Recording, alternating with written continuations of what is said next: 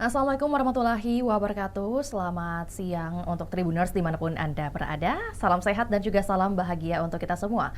Tentu berjumpa lagi bersama saya Fiorena Jeretno pada program kita spesial pada Selasa 12 Mei 2026 dan pada program Ngobrol Politik yang akan kami membahas bagaimana tema yang hangat diperbincangkan di internal Partai Golkar Sulawesi Selatan, yakni Golkar Sulsel mencari nahkoda tangguh. Di mana kita tahu bahwa di hari ini juga sejalan dengan penundaan yang terus terjadi, bukan sekedar soal jadwal organisasi, tapi mungkin juga memunculkan pertanyaan besar mengenai siapa sebenarnya figur yang benar-benar siap untuk memimpin dan menyatukan kekuatan Golkar menghadapi tantangan politik ke depannya. Dan untuk itu hari ini, pada siang hari ini juga spesial kita sudah bergabung bersama Profesor Sukri Tama, selaku Dekan Fakultas Ilmu Sosial Ilmu Politik Universitas Hasanuddin dan juga merupakan pengamat politik. Dan kita sapa pada narasumber kita di siang hari ini. Assalamualaikum warahmatullahi wabarakatuh, selamat siang Prof. Waalaikumsalam warahmatullahi wabarakatuh. Selamat siang Mbak Vio, selamat Iya, siang baik. Tribuners. Baik, terima kasih Prof sudah menyempatkan waktu di siang hari ini untuk bisa berdiskusi singkat mungkin bersama kita. Dan terlebih dahulu mungkin kita tanyakan mengenai kabar bagaimana Prof hari ini aktivitasnya seperti apa? Alhamdulillah, semuanya lancar. Oke, iya baik. Dan tentunya juga menyusul dengan tadi di awal Vio sudah sampaikan bahwa ada pengantar juga bagaimana kemudian situasi dari internal Partai Golkar Sulsel yang kita tahu bahwa kemarin di bulan April sempat kemudian mencetuslah kabar akan diadakannya Musda Golkar Sulsel. Namun sampai saat ini juga belum kunjung tiba pelaksanaannya tersebut. Nah, mungkin dari Prof sendiri bagaimana pembacaan mengenai situasi internal Golkar Sulsel itu sendiri menjelang Musda yang terus tertunda ini? Silakan, Prof. Terima kasih Mbak Vio, Tribuners ya. Jadi saya pikir memang apa yang terjadi pada Golkar ini mungkin kalau satu dua kali penundaan barangkali itu dianggap hanya mencari kecocokan waktu begitu ya.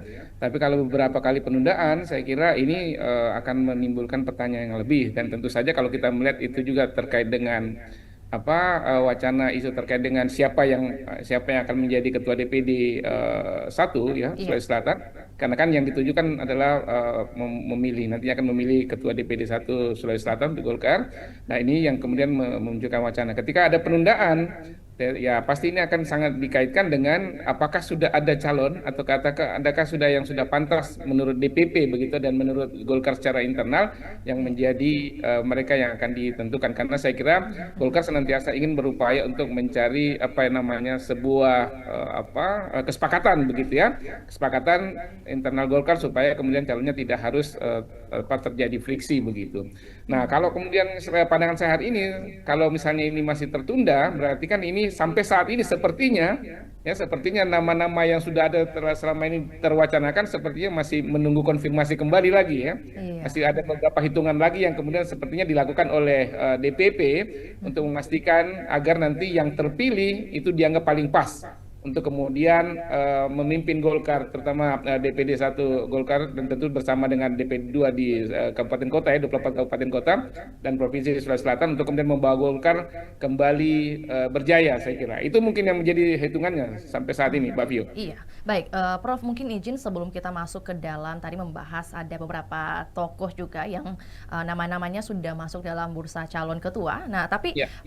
kembali lagi kepada penundaan Musda seperti ini, apakah memang lazimkah dalam dinamika partai politik atau mungkin ini yang baru kali pertama terjadi nih?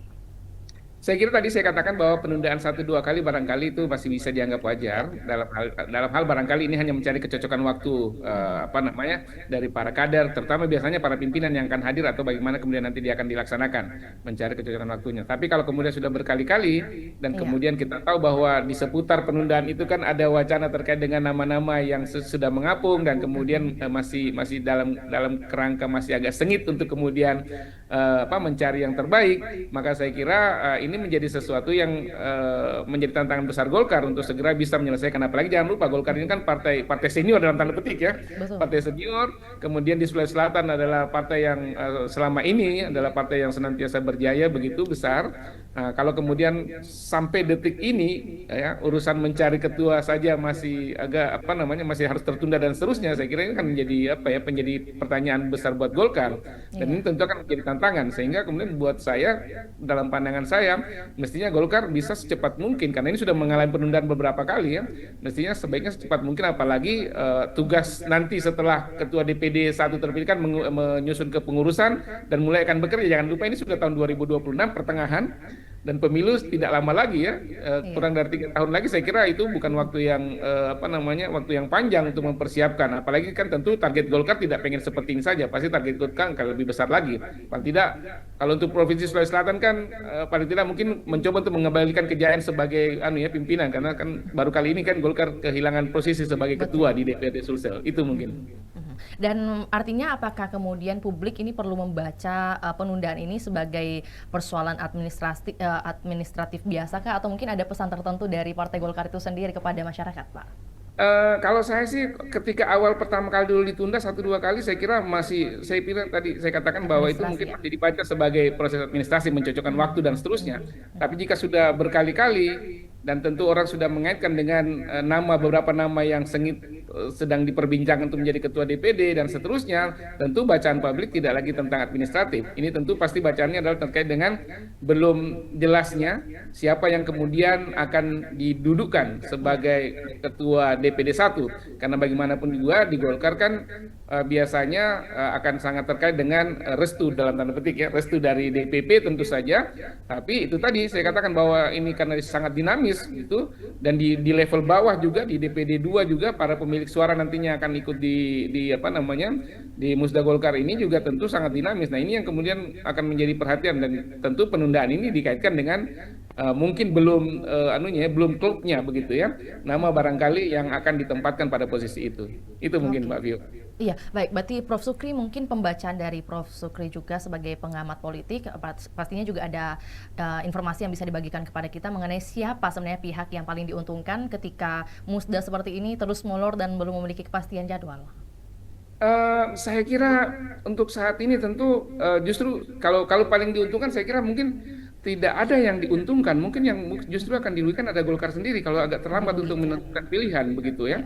Karena tadi saya katakan konsolidasi internalnya akan menjadi lebih lambat. Kemudian saya khawatir itu akan menimbulkan friksi-friksi jika kemudian nanti barangkali kemudian nanti hasilnya tidak seperti yang ada dalam kondisi objektif di Sulawesi Selatan gitu, kecenderungan di dalam internal Golkar sendiri dan seterusnya. Karena kalau diperpanjang kan sebenarnya tidak ada yang, ini bukan seperti pilkada seperti pilkada yang kemudian kalau ditunda mungkin masih banyak tenggang waktu untuk kampanye dan seterusnya. Ini kan tidak, ini sepertinya kalau kita melihat kecenderungannya ini kan sudah ada. Kalau kita melihat memotret misalnya kondisi objektif di di para pemilik suara misalnya DPD 2 Golkar kan itu sudah cenderung mengarah kan ke nama-nama tertentu begitu. Nah, sehingga kemudian mestinya ini tidak lagi menjadi persoalan, karena kalau justru ditunda, kalau menurut saya justru ditunda justru akan merugikan Golkar sendiri. Karena itu tadi, ini kan akhirnya terkait dengan kredibilitas Golkar juga sebagai partai senior begitu. Kemudian yang kedua, ini juga nanti juga terkait dengan apakah Golkar memang sampai harus seperti itu kemudian untuk menentukan, sementara kondisi objektif di bawah di internal Golkar sendiri kan sudah ada nama yang mencuat. Kenapa tidak itu saja misalnya, atau kenapa tidak diarahkan saja untuk kemudian memastikan agar Golkar bisa segera melakukan konsolidasi di DPD 1 Sulawesi Selatan dengan DPD 2 yang lain begitu. Itu mungkin Mbak Vio. Iya, pasti mungkin di luar sana juga Tribuners mungkin punya gambaran gitu ya, Ya. atau juga pernyataan bahwa apakah penundaan ini bisa dibaca sebagai belum adanya tanda dari elit pusat yang belum menentukan figur yang dianggap paling cocok atau yang paling Ya. aman nih Pak. Padahal kan Ya. di luar sana kita sudah membaca beberapa artikel juga, informasi berita juga bahwa ada satu nama yang kemudian bahkan sudah mendapat dukungan dari 21 suara yang kemudian datangnya Ya. dari DPD 2 itu sendiri. Nah, kalau pembacanya bagaimana Pak? Apakah memang elit pusatnya yang kemudian ditunggu jawabannya atau seperti apa? Ya, saya kira kan memang selama ini ya tradisi Golkar memang kan ketua biasanya akan diputuskan pada akhirnya di DPP begitu ya, terutama Iya. di tangan Pak Ketua Umum. Tapi kalau saya melihat saat ini, saya kira inilah momentum Golkar ya. Inilah saya kira momentum untuk Golkar terutama di Sulawesi Selatan untuk kemudian betul-betul melihat kondisi objektif yang ada di Sulawesi Selatan saat ini. Kalau kemudian sudah ada nama yang didukung, misalnya sebagian besar bahkan kalau memang 21 21 apa namanya pemilik suara sudah memberikan dukungan, saya kira kan itu adalah potret objektif yang mestinya dibaca oleh ketua umum sebagai sesuatu yang apa namanya sebagai sesuatu yang menjadi pertimbangan penting untuk kemudian mengambil keputusan ini segera. Itu yang pertama. Kemudian yang kedua saya kira jangan lupa bahwa Golkar ini kan tentu pasca kan ini mubesnya nanti musdanya mohon maaf. Musdanya nanti itu kan akan menentukan siapa yang akan menjadi ketua DPD 1 kemudian akan membentuk kepengurusan dan seterusnya. Nah, itu hanya sebenarnya itu kan sasaran antara karena sasaran berikutnya kan adalah bagaimana memastikan Golkar di bawah kepemimpinan ketua yang nanti akan dipilih itu membawa Golkar lebih baik lagi ke depan dan tantangannya tidak mudah. Satu, yang pertama adalah menjaga soliditas internal kader. Sehingga kemudian tentu proses musda ini mestinya nanti adalah sebuah upaya untuk konsolidasi internal. Jadi ya kalau tadi misalnya ada memang sudah ada kandidat yang didukung oleh sekian banyak suara dari 24 kabupaten kota ditambah tambah suara DPP kemudian beberapa organisasi pendukung saya kira mungkin sekitar kurang dari 30 saya kira. 30 Nah, kalau misalnya suara itu sudah mengerucut seperti itu saya kira DPP sudah bisa mempertimbangkan ya ini dalam pandangan saya karena sekali lagi Golkar kan sekarang tadinya membutuhkan soliditas internal sehingga diharapkan sebenarnya kalau ini pandangan saya diharapkan nanti musda itu kemudian menjadi jalan konsolidasi seluruh kader Golkar ya yang ada di DPD karena mereka yang akan bekerja nih dan mereka yang paling tahu kondisi-kondisi objektif di lapangan itu yang pertama. Kemudian yang kedua nanti juga ini menjadi jalan kemudian untuk pimpinan Golkar ke depannya betul-betul bisa sejalan dengan paling tidak kalau memang tidak bisa keseluruhan tapi mudah-mudahan bisa keseluruhan itu sebagian besar dari kader. Nah, itu sebenarnya yang mestinya jadi kalau menurut saya pertimbangan dari DPP dalam hal ini ketua umum dan saya kira ketua umum orang yang sangat bijak tentu saja dan tentu bisa membaca situasi ini. Karena tentu ketua umum kan bagaimanapun juga beliau kan tujuannya adalah membesarkan Partai Golkar dan jika misalnya Sulawesi Selatan dianggap sebagai salah satu penopang yang bisa membesarkan Golkar, tentu ketua umum akan memperhatikan kondisi objektif ini untuk kemudian mencoba untuk segera memastikan karena buat saya semakin lama ditunda itu malah presidennya buat Golkar malah kurang baik ya menurut saya karena kan apakah sesulit itu misalnya mencari ketua sementara di dalam internal sendiri sudah ada nama yang mengerucut misalnya itu yang ada. Jadi kalau saya sih sebenarnya ini mestinya sudah bisa dapat menjadi pertimbangan ketua umum untuk bisa segera melakukan konsolidasi internal, melaksanakan musda segera dan kemudian memilih ketua. Karena sekali lagi pemilihan ketua DPD 1 ini hanya kegiatan antar saja karena setelah itu adalah kerja keras. Nah, yang berikutnya mungkin jadi catatan saya adalah nanti secara internal ketua DPD nanti yang dipilih mudah-mudahan adalah yang didukung oleh kalau menurut saya adalah bisa didukung oleh semua kader begitu. Kemudian yang kedua jangan lupa sosok yang akan ditampilkan nanti ini juga akan menjadi etalase dari Golkar di Sulawesi Selatan untuk berhadapan dengan partai lain. Jadi sebaiknya memang yang akan diperhadapkan ini adalah mereka yang akan sosok yang nantinya bisa membantu Golkar ya dalam tanda petik bisa memimpin Golkar ke depan untuk kemudian melakukan konsolidasi internal dan kemudian bersaing dengan partai lain itu pertama, kemudian juga bisa dipersaingkan ya. Ketua ini kan juga biasanya menjadi simbol partai, jadi dia juga harus bisa dipersaingkan dengan ketua-ketua partai yang lainnya. Ya, karena itu kan akan menjadi jualan Golkar dan kalau misalnya ini dalam pandangan saya kalau misalnya Golkar memilih nantinya ketua umum dalam hal ini kemudian bisa memilih ketua partai DPD 1 Golkar nantinya yang didukung oleh memang secara objektif didukung oleh sebagian besar atau mungkin semuanya dari kalangan internal itu akan memudahkan kerja karena bagaimanapun soliditas internal menjadi penting karena tantangan ke depan yang tadi saya katakan bukan hanya internal tapi juga eksternal sehingga sosok yang ada mestinya adalah representasi dari paling tidak saya kira sebagian besar dari kader Golkar kalau tidak semua ya itu mungkin Mbak Vio. Ya, baik. Berarti ada dua pertanyaan yang kemudian akan saya tanyakan, Prof. Tadi ada dibahas mengenai soliditas, kemudian juga tadi ada beberapa nama figur yang sudah kemudian mencuat dan bahkan mengerucut. Nah, yang pertama adalah soliditas dari partai itu sendiri. Berarti jika terlalu lama ditunda, ada risiko dong menurunnya kepercayaan dari para kader terhadap proses demokrasi internal partai Golkar itu sendiri. Mm. Ya, Mbak Vio dan Tribuners, saya mungkin bukan peramal ya, tapi kalau itu terjadi, saya kira tentu saja secara internal dalam konteks organisasi itu bisa saja, ya, bisa saja kemudian memberi pengaruh pada solidaritas dan kemudian soliditas, kemudian Iya. tentu apa namanya komitmen, ya, komitmen para pengurus Golkar nantinya untuk bekerja ke depan. Karena sekali lagi Musda hanya adalah sebuah kegiatan untuk menuju ke kegiatan ke depannya begitu. Nah, saya khawatir akan seperti itu karena kalau terlalu berlama-lama kan nanti saya khawatir friksinya terlalu besar dan seterusnya. Ya, itu yang pertama. Kemudian yang kedua, ya, yang kedua, kalau ini tidak bisa disegerakan kan itu tadi yang saya katakan. Jadi selama ini Golkar yang adalah partai besar, masa hanya untuk menentukan ketua saja begitu, itu Iya. tidak bisa sementara nama sudah ada di depan ini. Sudah ada di istilahnya kalau saya mau nyebutnya sebenarnya sudah ada di sakunya Pak Ketua Umum nih ya, yang tinggal mau di endorse yang mana begitu itu sudah ada nama. Dan kalau kemudian dikaitkan dengan kondisi objektif di Golkar misalnya internal Golkar dalam konteks dukungan para pengurus misalnya, ya kan sudah kelihatan kecenderungannya begitu ya. Meskipun tentu saja sekali lagi itu akan bergantung nanti bagaimana DPP dalam ini Ketua Umum kemudian mengendorse yang mana. Tapi kalau saya mestinya ini saya ya. Mungkin saya tidak dalam posisinya Pak Bahlil ya. Tapi dalam kondisi ini sebenarnya akan sederhana saja buat saya kalau memang sudah mendapatkan dukungan lebih besar misalnya kemudian apa dia sebenarnya bisa diterima dan kemudian apa dalam pandangan ketua umum bahwa ketua ini bisa merepresentasi kebijakannya, loyal pada pimpinan dan seterusnya, saya kira sudah tidak ada masalah. Hanya tinggal bagaimana kemudian itu dijustifikasi. Tapi sekali lagi tentu mungkin DPP punya perhitungan lain. Tapi kalau saya sih, inilah kesempatan saya kira apa namanya Golkar untuk kemudian mencoba untuk betul-betul mensinkronkan ya, saya menyebutnya mensinkronkan antara apa yang dipikirkan DPP terkait dengan ketua yang nantinya akan didorong di musda yang akan nantinya dipilih dengan potret kondisi objektif dari kalau memang tidak bisa semua dari sebagian besar kader karena bagaimanapun juga kader-kader inilah yang kemudian nanti akan bekerja bersama.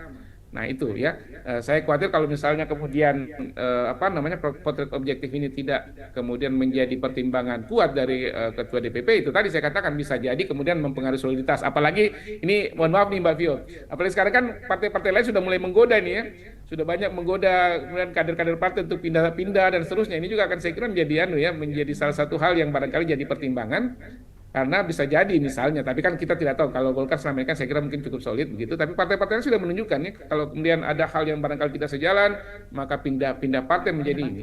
Iya, pindah partai itu menjadi salah satu opsi yang biasa akan diambil. Nah, yang repot kan juga nanti Golkar sendiri atau partai sendiri karena kan bisa jadi kehilangan kader-kader yang sebenarnya bisa menjadi menjadi vote getters begitu, pencari suara yang selama ini menopang Golkar. Jadi saya kira ini kondisinya bukan hanya sekedar siapa yang akan menjadi ketua, tapi lebih dari itu adalah bagaimana kemudian nanti pasca musda nantinya Golkar betul-betul bisa bersaing dan membawa Golkar lebih baik dan sekali lagi menjaga soliditas internal Partai Golkar.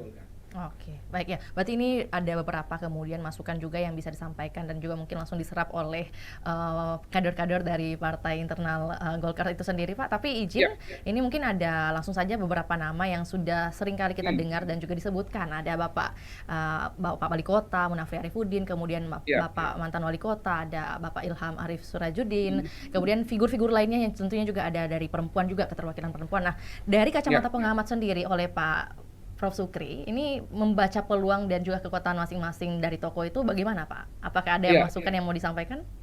Ya, kalau menurut saya begini, ketiga nama ini atau nama-nama yang sudah mengapung sebenarnya adalah orang-orang hebat di Partai Golkar, tentu dengan kelebihan dan kekurangan masing-masing.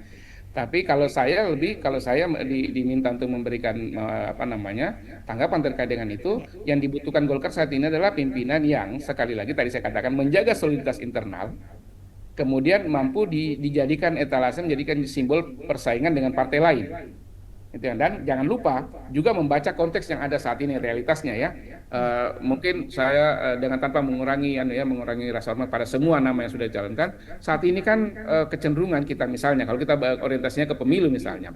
Pemilu kita saat ini ya dan kira-kira nanti di 2030 nantinya 2029 dan 2030 yang kemudian akan menjadi tempat persaingan Iya, itu ke depannya itu kan kita mesti lihat misalnya komposisi pemilih kita kan sebagian besar itu kan Gen Z misalnya Gen Z dan bahkan generasi Alpha pemilih penduduk kita masyarakat kita yang kemudian yang lahir di 2013 ya 2013 atau 2012 begitu sudah akan memilih nanti ini kan bahkan generasi alfa ya. Generasi-generasi ini ya pemula. generasi paling baru begitu. Nah artinya kemudian kepemimpinan ya menurut saya ini kepemimpinan Golkar ke depannya mestinya juga adalah orang-orang yang bisa berorientasi pada kondisi ini karena bagaimanapun juga partai kan akan secara pragmatis akan memburu kecenderungan-kecenderungan pemilih. Nah pemilih kita kondisinya adalah seperti itu kita harus akui itu bahwa sebagian besar nanti pemilih adalah pemilih muda pemilih pemula begitu sehingga tentu siapapun kemudian tentu harus bisa merepresentasikan ini itu yang pertama. Kemudian yang kedua tentu sekali lagi eh, di Golkar saya kira ya ini bukan terkait dengan siapa nanti kan bagaimana kemudian nanti siapapun yang terpilih itu kemudian mengakomodasi kader-kader yang ada di Golkar. Saya kira kalau misalnya ada beberapa nama kan itu tinggal dibicarakan saja bagaimana nantinya kemudian upaya internal Golkar untuk mengakomodasi kekuatan-kekuatan yang ada karena bagaimanapun tentu saja Golkar adalah partai yang selama ini sudah teruji dan tentu konsolidasi internal nanti pasca musda saya kira akan penting dilakukan. Tapi itu tadi saya katakan sekali lagi, menurut pandangan saya, menurut hemat saya, Golkar saat ini membutuhkan pemimpin yang bisa kemudian diterima oleh, saya selalu bilang mudah-mudahan semua kader internal. Tapi pun juga paling tidak sebagian besar, karena sebagian besar ini yang akan kemudian bersama-sama untuk bekerja. Mudah-mudahan nanti yang lainnya bisa terlibat ikut di dalam itu pertama. Kemudian yang kedua itu tadi bisa dijadikan sebagai simbol untuk kemudian memotret kondisi realitas pemilih kita pada 2029 dan juga nanti 2030 ya pada pilkada-pilkada tertentu dan seterusnya.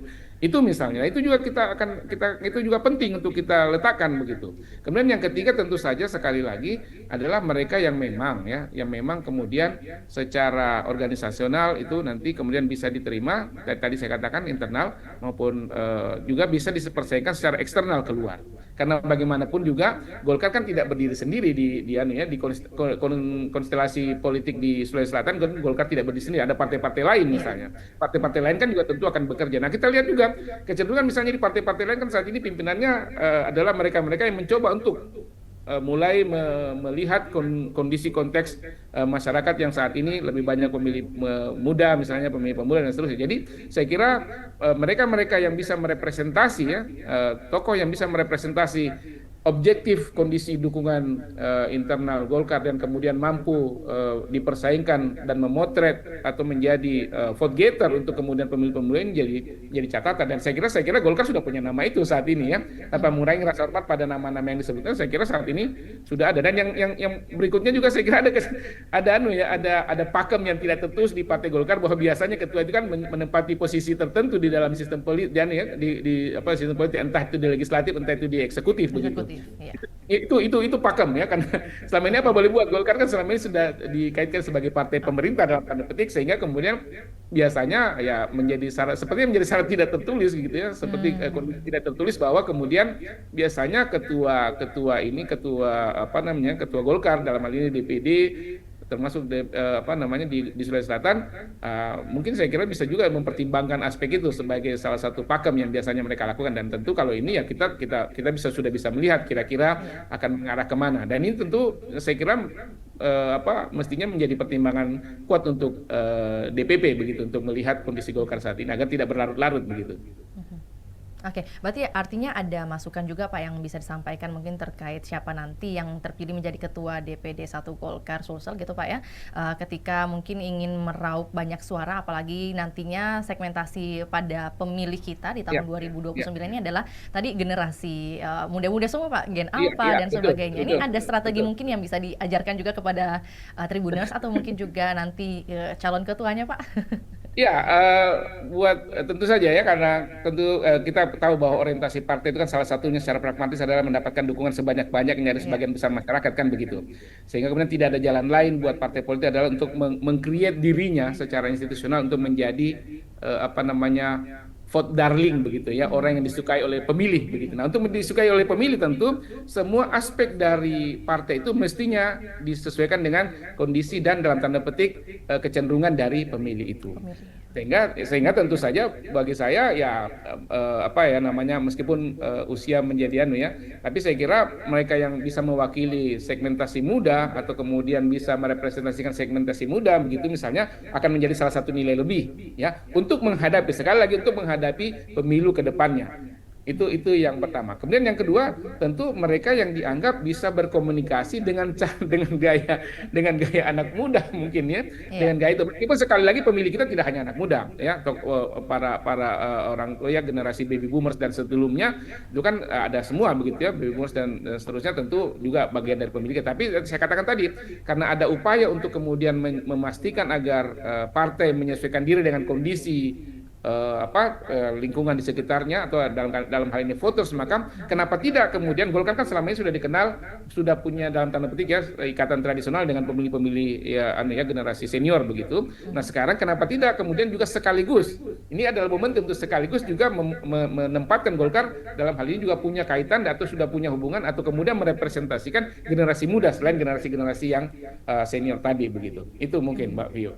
Oke, baik. Kalau berbicara dalam internal partainya lagi, Pak, kalau Golkar Sulsel sendiri, apakah pembacaan dari Prof. Sukri, adakah regenerasi kepemimpinan di Golkar Sulsel yang kemudian berjalan sehat sejauh ini? Saya kira kalau kita bilang sehat atau tidak tentu saja ini kan bergantung bacaan anu ya bacaannya Publik ya, Pak? ya bacaan publik dan juga kemudian kebutuhan dari internal partai sendiri. Eh, Sejauh misalnya dalam konteks administratif ya sejauh aspek administratifnya terpenuhi ya saya kira ya sehat-sehat saja versi organisasi. Tapi yang tadi saya katakan bahwa salah satu ukurannya kan tentu adalah keberhasilan ya keberhasilan dari partai tersebut atau di pengurus partai untuk kemudian memastikan hasil-hasil yang diraih itu kemudian menjadi penting karena sekali lagi salah satu target kinerja atau indikator kinerja adalah keberhasilan partai politik untuk kemudian menempatkan kader atau menempatkan posisi-posisi tertentu itu yang ada tanpa mengurangi rasa hormat saya tentu saja ketua-ketua DPD 1 sebelumnya itu sudah berupa sangat maksimal tentu saja dan kita tentu tidak bisa mengatakan bahwa ini hanya tanggung jawab ketua saja karena ini adalah tanggung jawab keseluruhan plus juga kemudian kan partai-partai lain juga bekerja tentu saja. Artinya kalau misalnya Golkar dalam paling tidak 2 edisi pemilu ke belakang atau 3 edisi pemilu ke belakang itu kemudian sebenarnya masih bisa memaksimalkan ininya dan belum bisa apalagi saat ini saya harus mengatakan bahwa secara objektif bahwa saat ini Golkar kehilangan mahkotanya begitu untuk misalnya di DPRD provinsi misalnya. Jadi saya kira tentu ya tidak ada jalan lain kemudian untuk memastikan kembali bahwa kinerjanya akan diukur berdasarkan pada hasil itu. Sehingga tentu saja tadi saya katakan bahwa ya bagaimanapun juga siapapun nanti akan memimpin itu seharusnya adalah bisa mencapai kinerja yang lebih baik lagi dari yang kemarin ya, lebih baik lagi dari yang kemarin dan kalau bisa saya kira tentu Golkar akan berupaya untuk kembali merebut mahkotanya dalam tanda petik ya sebagai ketua DPRD provinsi misalnya. Artinya dengan demikian berarti harus menjadi peraih suara terbanyak. Nah, kalau menjadi peraih suara terbanyak dalam hal ini atau peraih kursi terbanyak maksud saya, peraih kursi terbanyak dalam hal ini tentu saja itu adalah membutuhkan kerja luar biasa dari seluruh tim yang ada, seluruh kepengurusan yang ada dan seluruh kader. Nah, artinya tadi saya katakan kata kuncinya adalah kader harus solid dari atas ke bawah. Ya. Dari DPD 2 yang kemudian langsung berinteraksi dengan voters misalnya kemudian DPD 1 yang kemudian mampu diterima oleh kader-kader dan mampu bekerja itu dan mampu merepresentasikan semangat Golkar untuk kemudian ke voters dan mendapatkan restu dari DPP saya kira itu yang penting untuk kemudian dipikirkan. Strategi-strategi itu yang harus kemudian menjadi fokus nantinya Pak ya. Berarti nanti pembacaannya Pak Prof. Sukri hari ini apakah Anda melihat nanti Musda Golkar ini akan berlangsung kompetitif kah atau justru mengarah pada aklamasi saja nih Pak? Saya kira Golkar selama ini selalu berupaya untuk kemudian mengarahkan pada aklamasi karena itu tadi sebenarnya kan prinsip Golkar selalu ingin menjaga soliditas internal. Oke. Dan kalau saya sih kalau memungkinkan ini sekali lagi ini pandangan saya saat inilah saya kira apa namanya kebijaksanaan ya kebijaksanaan dari Pak Ketua Umum Pak Bahlil kemudian untuk bisa kalau boleh kalau memungkinkan ya mungkin akan lebih baik menjadi aklamasi meskipun sekali lagi ada juga yang mengatakan wah kalau tidak ada persaingan kan tidak bagus. Tapi kan ini internal ya internal Golkar. Jadi saya kira bisa saja itu aklamasi, tapi kan tentu saja untuk menuju ke sana misalnya itu akan bergantung pada bagaimana kondisi objektif DPD 2 di bawah kondisi objektif para kader di bawah di ini kemudian ketemu dengan apa namanya kebijakan dan keinginan dari DPP. Nah, saya kira ini yang mesti dijembatani sebenarnya. Bagaimana kemudian ini dipertemukan agar bisa segera dan saya kira Golkar mestinya ini yang salah satu yang menjadi PR saya kira mungkin ya untuk bisa kemudian menyambungkan nih kalau misalnya dianggap masih ada yang perlu diluruskan begitu ya. Tapi kalau tidak saya kira ini jalan yang paling bagus kemudian untuk memastikan agar apa yang potret objektif yang ada di DPD ya di apa namanya di masyarakat dengan apa yang kemudian akan menjadi kebijakan DPP itu bisa satu. Kalau sampai saat ini misalnya itu masih belum klop, ini mesti dijembatani. Mestinya harus ada orang yang apa ya namanya, mestinya harus ada orang yang bisa kemudian atau siapapun aktor-aktor tokoh-tokoh. Saya kira di Golkar kan banyak tokoh-tokoh senior begitu orang-orang yang saya kira kemudian punya kepedulian besar pada partai, tidak peduli siapapun anunya ya, siapapun latar belakangnya atau kemudian tidak peduli siapapun nanti akan menjadi ketua, kemudian bisa menjembatani untuk kemudian mendiskusikan ini dengan DPP. Karena saya yakin DPP juga sedang bertimbang dengan cara yang bijaksana untuk memastikan. Karena sebenarnya kalau DPP mau kan tinggal tunjuk saja, tinggal memastikan saja. Tapi karena DPP saya yakin Pak dalam hal ini Ketua Umum sedang betul-betul mempertimbangkan kondisi objektif yang ada di Sulawesi Selatan saat ini sehingga kemudian beliau sedang menghitung apa namanya langkah-langkah strategis untuk memastikan itu.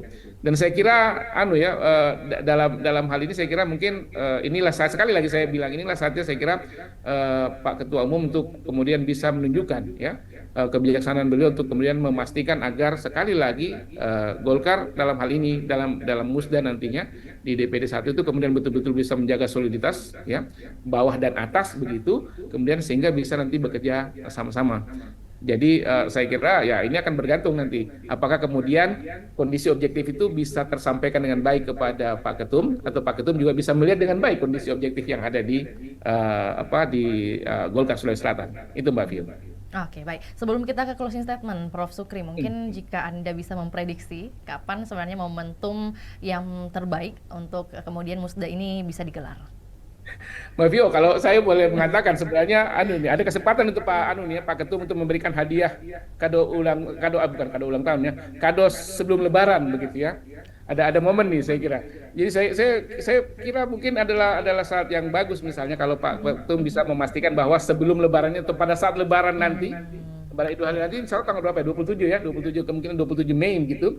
Itu sudah ada ketua terpilih yang baru. Sehingga kemudian silaturahmi bersama itu sudah bisa langsung menjadi bagian dari konsolidasi pasca musda begitu pada saat Lebaran itu. Itu bayangan saya ya.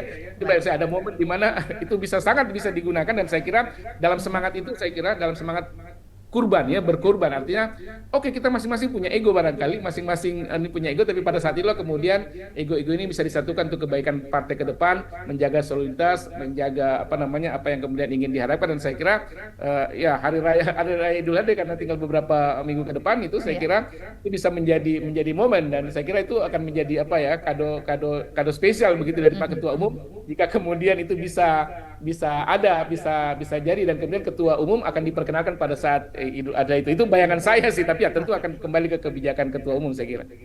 Oke, baik. Tapi kalaupun itu tidak terlaksana Pak, mungkin saran dari Prof. Sukri, pesan apa yang kemudian ingin Anda sampaikan bagi seluruh kader Golkar gitu agar dinamika ini maksudnya tetap sehat secara demokrasi dan pastinya tidak merugikan partai itu sendiri Pak? Ya, saya kira saya sebagai pengawal itu mengatakan bahwa Golkar ini adalah partai besar, punya peluang untuk kemudian semakin besar lagi, atau paling tidak memperbaiki posisi yang kemarin begitu dan kemudian mengembalikan kejayaannya. Nah, karena itu saya tentu melihat berpesan bahwa ya secara internal soliditas internal itu mesti dijaga, ya. Kondisi-kondisi potret-potret suara-suara internal itu mesti dijaga dengan baik. Karena bagaimanapun juga misalnya kondisi internal kader lah yang kemudian menjadi salah satu penopang utama nanti kinerja partai ke depan. Karena kalau misalnya kondisi internalnya tidak terlalu solid misalnya, itu kan pasti sedikit banyaknya tentu akan mempengaruhi kinerja, dan Golkar pasti tidak menginginkan begitu. Ya, Ketua Umum Golkar tentu tidak menginginkan begitu, karena target ke depannya tentu tidak main-main. Pasti targetnya adalah mengembalikan Golkar ke posisi pertama, yang kemudian nanti indikasinya adalah menjadi ketua DPRD ya, misalnya di provinsi misalnya, dan tentu di DPD-DPD yang lain. Itu yang pertama. Kemudian yang kedua tentu ini juga menjadi momentum untuk kemudian mulai memberikan ruang kepada siapapun nanti ketua Golkar yang dipilih untuk kemudian betul-betul merepresentasi tadi yang saya katakan kepentingan internal partai, dan kemudian merepresentasi kecenderungan yang ada di masyarakat, supaya kemudian nanti kinerja organisasi Golkar nantinya akan lebih baik ke depan. Itu mungkin, Mbak Vio.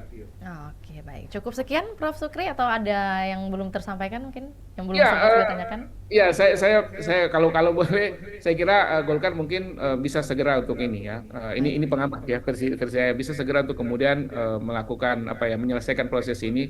Jangan sampai berlarut-larut, dan saya kira tentu Pak Ketua juga Pak Ketua Umum juga saya kira kasihan juga kalau harus memikirkan ini terlalu panjang begitu. Padahal kan sebenarnya ini sederhana saja begitu ya.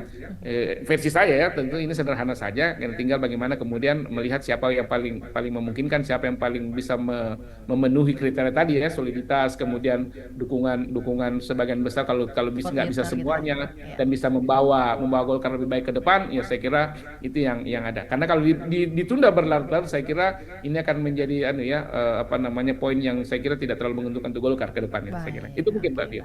Ya, yang paling penting dan juga yang jelas adalah publik ini menanti, Pak ya, bagaimana kemudian Golkar Sulsel ini bisa menjaga soliditas, kemudian juga menentukan arah kepemimpinannya menuju kontestasi politik di tahun mendatang, Pak. Ya, baik, untuk itu terima kasih banyak Prof. Sukri atas waktunya ya, dan juga pandangannya bagaimana kemudian pembacaannya mengenai Golkar Sulsel hari ini, dan pastinya seperti yang sudah dikatakan di akhir tadi bahwa berharapnya adalah di momen nanti Idul Adha ini, Pak ya. Semoga mudah-mudahan Pak Ketum bisa memberikan kado untuk Golkar Sulawesi Selatan ya, betul, di momen Idul Adha itu. Oke, betul Pak. Untuk itu Pak, terima kasih. Semoga harapannya ini bisa didengar langsung oleh Pak Ketum Golkar, Pak ya. Terima kasih atas waktunya. Selamat kembali melanjutkan aktivitas, Pak. Sukses. Terima kasih Mbak Pio, Tribuners, terima kasih banyak. Assalamualaikum warahmatullahi wabarakatuh. Waalaikumsalam warahmatullahi wabarakatuh. Dan tentunya terima kasih juga buat Tribuners yang tentunya juga setia menyaksikan program Ngobrol Politik pada edisi hari ini. Semoga ini juga bisa memberikan pandangan yang lebih jelas juga dan terarah bagaimana hasil diskusi kita bersama Prof. Sukri Tama. Akhir kata, saya Fiorena Jeretno mewakili Prof. Sukri dan juga tim pamit undur diri. Selamat siang dan sampai jumpa. Download Tribun X sekarang. Menghadirkan lokal menjadi Indonesia.